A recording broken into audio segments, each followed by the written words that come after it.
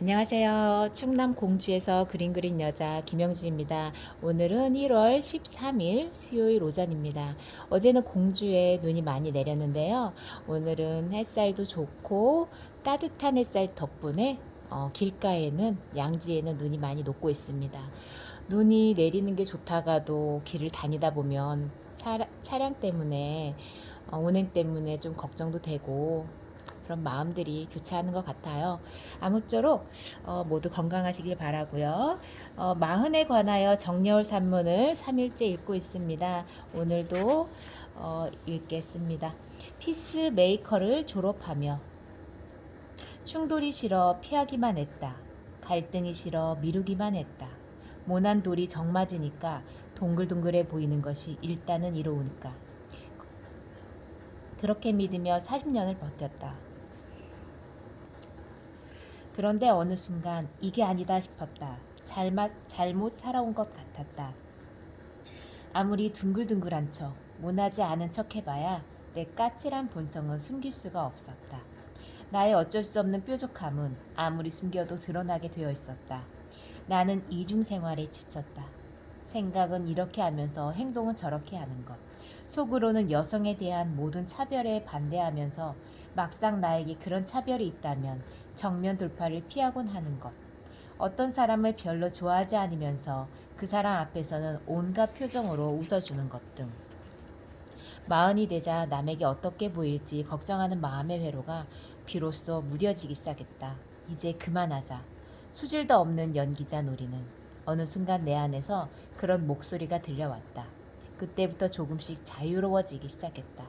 마흔의 문턱을 넘으며 나는 나 자신에게 솔직해지는 법을 훈련하기 시작했다. 그렇게 하지 않으면 미쳐버릴 것 같았기에 예전에는 듣기 싫은 말을 들으면 그 자리에서 애써 참다가 다음부터는 그 사람을 아예 피해 다녔다. 예컨대 성차별적인 발언을 아주 흥겨운 농담이나 되는 듯이 짓거리는 사람들에게 그 자리에선 곧바로 대응하지 못하고 어떻게 하면 다시는 그 사람을 안 볼 수 있을지 소극적인 탈출 궁리만 했다. 얼마나 어리석고 소심한가. 살다 보면 불편한 사람과도 계속 마주쳐야 할 일이 어쩔 수 없이 생기는 것을. 나는 이제 대놓고 말한다. 방금 그 말씀은 듣기가 좀 불편하네요. 제가 잘못 들은 건가요? 그 말씀은 이 자리에 어울리지 않는 것 같은데요. 상대방의 얼굴은 그 순간 일그러지고 분위기는 일시에 찬물을 끼얹는 듯하다. 그래도 괜찮다. 불편함보다는 옳지 않음이 더 무서운 것이다. 그 정도의 어색함은 견딜 수 있다.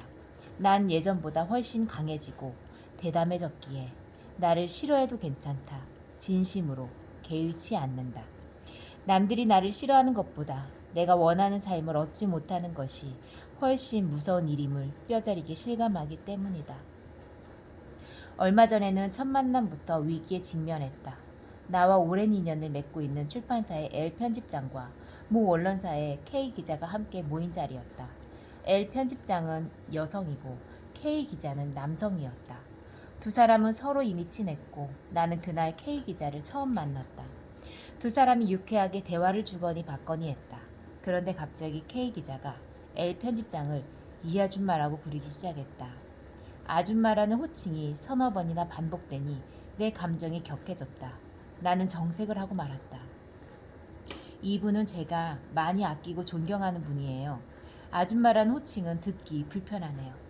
사실 좀 더 조리 있게 설명하고 싶었다.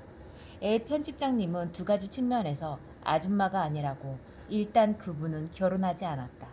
한 번도 결혼한 적이 없는 독신 여성이었다. 그런 분에게 아줌마라는 단어를 아무렇지도 않게 쓴다는 것은 심각한 결례가 아닌가. 두 번째 이유. 사실 이 세상 어떤 여성도 공적인 자리에서 아줌마라는 호칭을 불려선 안 되는 것이 아닌가. 이름에 씨를 붙여도 좋고 직책을 붙여도 좋다. 그렇다면 그렇게 친하다면 누님까지는 어떻게든 이해할 수 있었다. 하지만 아줌마라니 어떻게 그렇게 무신경하고 무례한지. 게다가 여성 쪽에서는 아무리 친해도 깍듯하게 누구님이란 호칭을 고수하는데 남성 쪽에서는 거침없이 아줌마라고 부르니 더욱 듣기가 불편했다. K는 흠칫 놀라는 표정을 짓다가 뭘 그리 사소한 걸 갖고 따지느냐라는 식으로 이야기를 풀어갔다. 나는 완전히 실망하고 말았다. 이건 결코 작은 문제가 아니다. 편집장님은 기자님을 아저씨라고 부르지 않잖아요. 게다가 우리나라에서는 아저씨보다는 아줌마가 훨씬 듣기 거북한 뉘앙스를 가지고 있거든요. 아저씨란 호칭을 듣는 남자보다 아줌마란 호칭을 듣는 여성이 훨씬 감정적으로 위축되지 않은가. 이 사회에서 아저씨와 아줌마의 무게는 결코 같지 않다. 그분은 나를 향해 이 사람, 녹록지 않구만 하는 표정을 숨기지 못했고 나는 속으로 희미한 해방감을 느끼기 시작했다. 저 사람은 나에 대한 첫인상이 좋지 않겠구나 싶었지만 그래도 괜찮았다. 예전처럼 두렵거나 힘들지 않았다. 내 감정을 숨김없이 말했기에 속이 다 시원했다. 어느새 내 마음에 맷집이 강해져 있었던 것이다. 이제는 안다. 내 의견을 솔직히 말하며 불편함을 견디는 것이 내 감정을 숨기며 평화를 유지하는 것보다 훨씬 행복한 일인 것을. 마음의 자유로움은 이렇게 찾아왔다. 더 이상 남들에게 잘 보이기 위해서 나를 포장하는 일이 매력적으로 보이지 않게 된 것이다. 과거에 나는 피스메이커가 되기를 원했다. 솔직한 싸움보다는 미봉책으로서의 평화를 선택했다. 싸움 딱으로 보이기 싫었기 때문이다. 의견이 다르다는 이유로 싸우게 되면 결국 서로에게 상처만 남게 될 것이라고 지레 겁을 먹었다. 하지만 남는 것은 평화가 아니라 오히려 더 깊고 쓰라린 내상이었다. 나는 센 언니로 보이는 게 두려웠던 것이다. 저쪽에선 웃자고 떠드는데 이쪽에선 죽자고 덤빈다는 비판을 받기 싫었던 것이다. 점점 사람들이 많이 모이는 술자리를 기피하게 된 것도 사람이 많이 모이는 자리에서는 반드시 성차별적인 요소가 눈에 보이기 때문이었다. 하지만 이제는 안다. 내가 싸움을 피할수록 나뿐만 아니라 다른 모든 여성들에게 자유의 공간이 줄어든다는 것을. 내가 싸워야 할 것은 남성들 자체가 아니라 남성들의 편견이라는 것을. 그러니 내게는 남성들과 변함없는 우정을 유지하면서도 그들의 편견과 싸울 수 있는 용기가 필요하다는 것을. 설령 우정이 박살날지라도 그들의 마음속에 자리 잡은 뿌리 깊은 편견만은 아프게 건드려야 한다는 것을. 솔직한 감정 표현이 주는 해방감은 이루 말할 수 없이 달콤하다. 그래서 요즘은 아주 친한 사이에서뿐만 아니라 매우 공식적인 자리에서도 예의 바른 완곡어법보다는 정직한 직설화법을 택하게 된다. 심지어 정치나 종교 같은 말 자체를 꺼내지 않는 것이 상책인 주제들에 대해서도 솔직해져 버렸다. 보수적인 색채가 강한 분들이 모여있는 상황에서 나만 외톨이로 앉아 있어야 하는 순간조차 나는 솔직해졌다. 한 번은 공식적인 회의를 앞두고 50대 중반의 K 변호사가 이렇게 말했다. 내 주변에는 문재인 후보 찍겠다는 사람이 한 명도 없어요.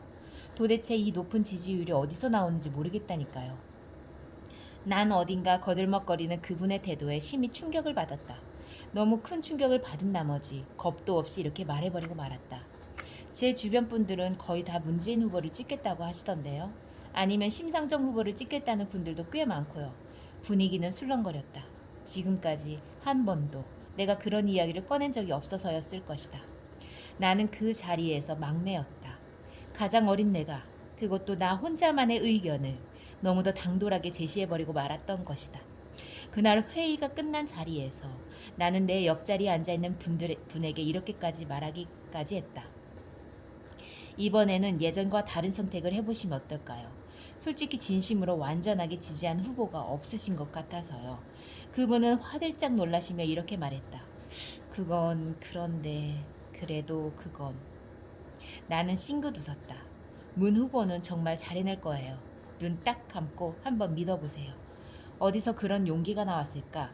나는 특정 정당에서 선거운동을 나온 것도 아니고 평소에는 정치 이야기도 잘 하지 않지만 그날은 이상하게 솔직해지고 싶었다.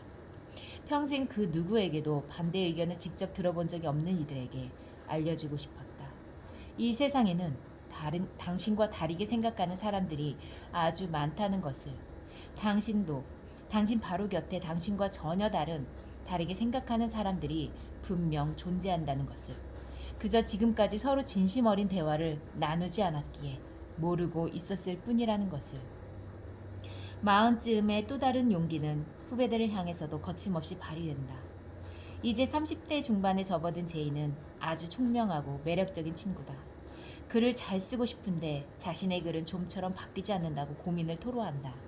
게다가 오랫동안 직장 선배에게 지속적인 괴롭힘을 당해왔기에 상당히 위축된 상태다. 겉으로 보기에는 완벽한 직장, 좋은 집안, 안정된 생활로 부족할 것 없어 보이지만 화려한 겉모습과 달리 매우 의기소침했다. 그 직장 상사는 제2의 옷 색깔까지 트집 잡으며 검정색과 흰색 외에 다른 색깔 옷은 입지 말라는 식의 인권 유린까지 서슴지 않았다고 한다. 나는 제2의 이야기를 한참 듣고 있다가 그녀의 어깨를 두드리고 말았다.